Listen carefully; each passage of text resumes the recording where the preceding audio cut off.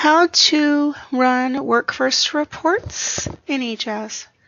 On the eJazz homepage, select WorkFirst Reports, and then you will have a Reports menu. We're going to select number 2, WorkFirst Reports menu, and then we will select number 3, ESD Caseload Management Report Daily. Here you see you can enter through the office or the CSO. I happen to know that since we're in the test environment, there are not many reports that we can view in the counselor mode. So I'm going to go ahead and go home and change my model. I just wanted you to see what it's going to look like for you when you go in to use this. So I'm going to change the model to admin so that I can get the reports that we need to see. So again, I'm going into WorkFirst Reports, WorkFirst Reports menu, and ESD Caseload Management Report Daily. I'm going to click on State. So remember, you won't be able to click on statewide, but you will see everything that we're going to see when you go into the CSO or office. It will just be limited to your access. So I'm going to get the report. So here we see we have 32 records in item 1, clients referred back. Clients with an RI, 23 records. 0 with overdue components, and 1 with activity and preview, which are the 4 items that we're really going to focus on today. We have other items here, and so I will briefly touch on those so you know what reports are available here. I just want to talk about 1, 2, 3, and 6 because those are ones that we will probably regularly use. However, some of you may be using these other reports. So let's see. We have clients FLSA deeming hours have changed, clients with an ESD worker assigned component and scheduled hours below WorkFirst standard. Clients in an ESD worker assigned component and in sanction. Clients in an ESD worker assigned component with open PI component. Clients in an ESD worker assigned component with active PU component, and clients in an ESD assigned component with active LP component. So those are the ones that we won't address. We'll do the referred back, the RI, the overdue components, and activity and preview. But I want to show you that you can see all of these at once if you say show all reports. So if you show all reports, here we have all the reports stacked and all the information that they offer you. So if you wanted to kind of do and open them and kind of look at things against things, you could do that. We can hide all reports, and now we can go one by one. At the top of the page, we of course have the home where we can go back to the eJazz homepage or back to go back a page. Help. So if I click the Help button, it will go into the other window. And here we go. Specific to this report, ESD Caseload Management Report, or the CLMR, you have answer links to the questions you may have, in addition to other information, and you even have some pictures of different things. So this is a valuable resource if you get stuck in here. So let's go ahead and look at the clients referred back by ESD report.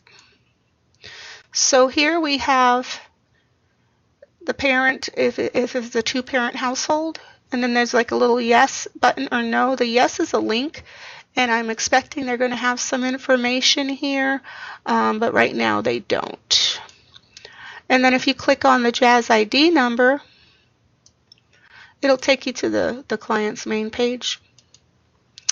We see the worker ID here. We see the client's name. Like I said, they're all an RB component because that's what we're looking at. Other components that the clients are in. Other contractors. So we have various contractors. So one that we might see would be Strategies for Success if they were in that, SFS. Refer back reason. So each of the reasons why they got referred back, and then other information that might be pertinent. So that's what other list is. So for example, on this client, their scheduled hours were below WorkFirst standard. We have an open PI component.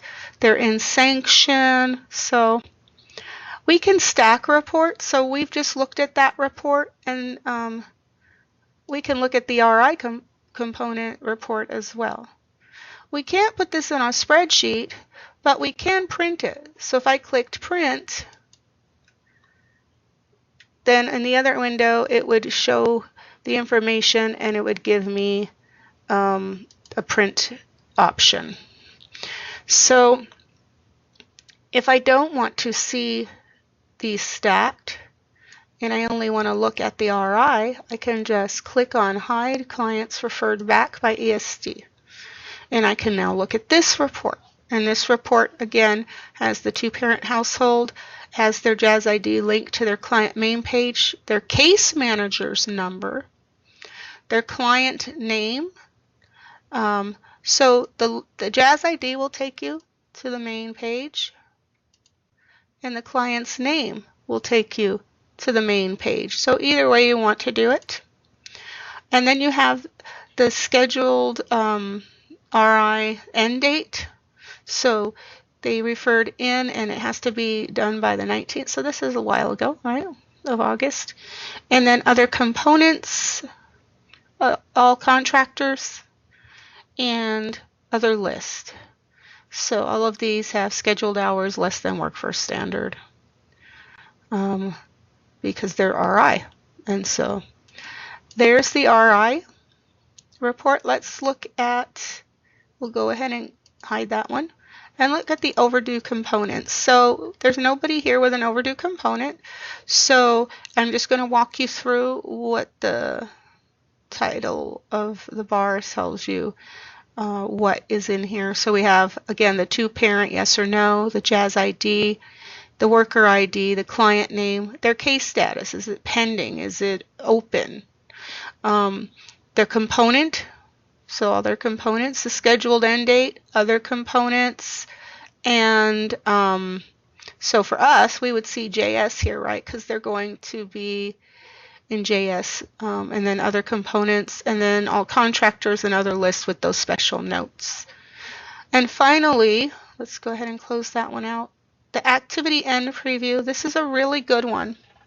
So the activity end preview, you can see this up until 2 weeks before they end.